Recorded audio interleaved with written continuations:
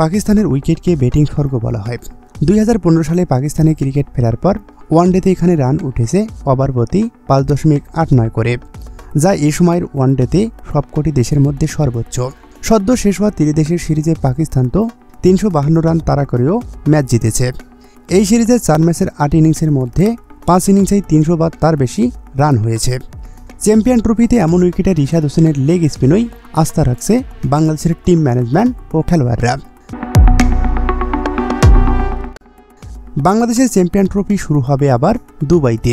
কাল ভারতের বিপক্ষে সেখানে খেলবে নাজমুল শান্তর দল। ভারত যেভাবে ওয়ানডে খেলে ম্যাচটি যে হাই স্কোরিং হবে সে আন্দাজ করা কঠিন কিছু নয়।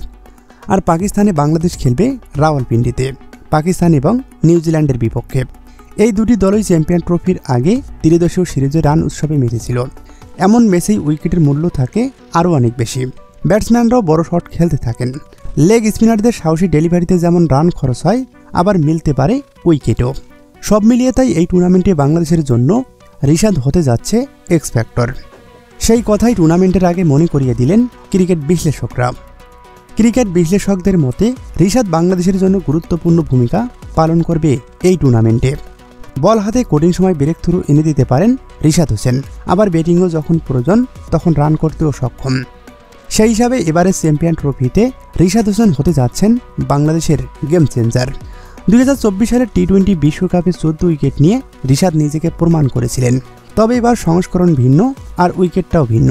দেখা যাক এই আইসিসি টুর্নামেন্টে রিশাদ হোসেন কেমন করেন।